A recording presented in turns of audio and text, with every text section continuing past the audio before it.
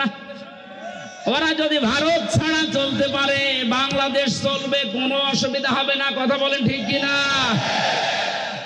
আমরা আপনার মতো মুশরিক না, আমাদের ভেতরে আর কিছু না থাক ঈমান আছে। আরো জোরে আহ্বান জানাবো যারা দায়িত্বে আছে, খুব দ্রুত তাড়াতাড়ি। 19-20 4 বছর ওখানে প্রায় 1.5 মাস 2 মাস করে থাকতাম, ওদের আচরণ দেখেছি। কোরআনের ওই আয়াতের সাথে সূরা বাকারার 100 ভাগ ওদের মিল আছে। ওরা সব চাইতে বেশি ভয় পায় মরণকে। বাংলাদেশের ঐতিহ্যবাহী জেলা যশোর, মনিরামপুর থানার অন্তর্গত রহিতা কদলাপাড়া, বিশিষ্ট শিক্ষাবিদ, আপনাদের এলাকার সন্তান, যশোর মুক্তিযোদ্ধা ডিগ্রি কলেজের সম্মানিত অধ্যাপক প্রফেসর মোহাম্মদ জাহাঙ্গীর হোসেন, আতালাল্লাহু উমরাহু ওয়া বারাকাল্লাহু ফি হায়াতি, বলেন আমিন।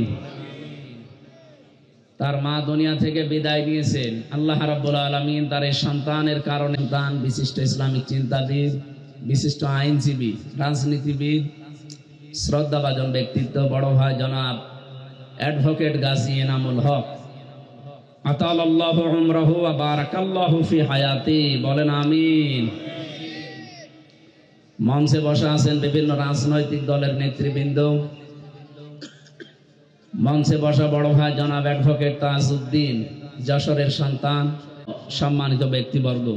আমি অনেকের নাম জানি না, এই জন্য মন খারাপ করবেন না, দোয়া করছি সবার জন্য। ওয়ারাফা'না লাকা যিকরাক।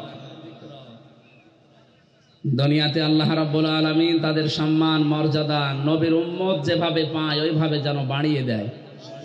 ইয়ারফা, এটা মজারে, বর্তমান ভবিষ্যৎ, প্রেজেন্ট ফিউচার।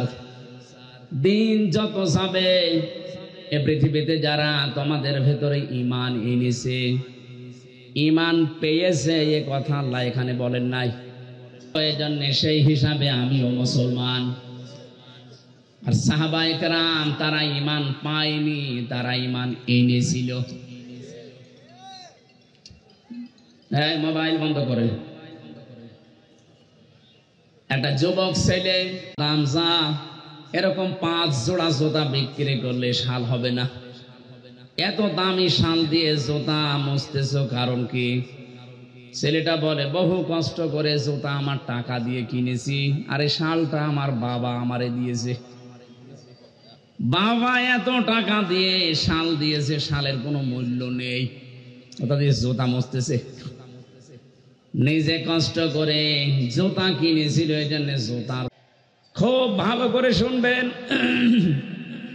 কোন মানুষের কাছে যদি সত্যি ঈমান দামি হয়ে যায়, তার ঈমানটাকে ঠিক রাখার জন্য সে সবচাইতে বেশি সতর্ক থাকবে শিরিক থেকে।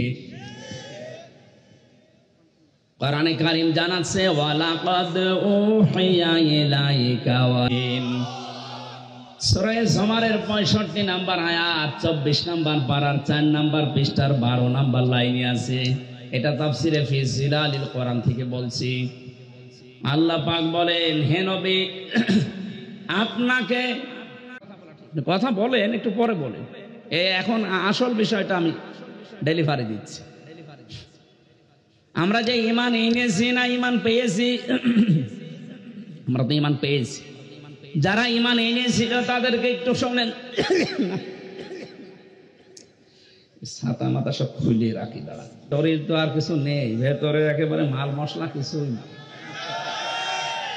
পোশাক আশাক তো খোলা যাচ্ছে না, খুললে মনে হবে চেঙ্গিস খান। এই কারণে এগুলো পরে একটু মোটা মোটা হয়ে থাকে, কিন্তু এই যে গরম লাগছে। ওদিকে আবার মা বোনেরা ভিডিও দেখছে তো সমস্যায় আছে।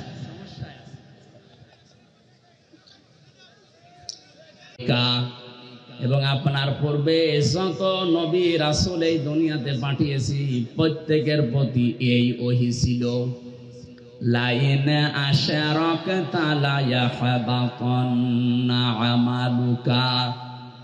যদি আপনি শিরিক করেন, এ কথা বলছে কে?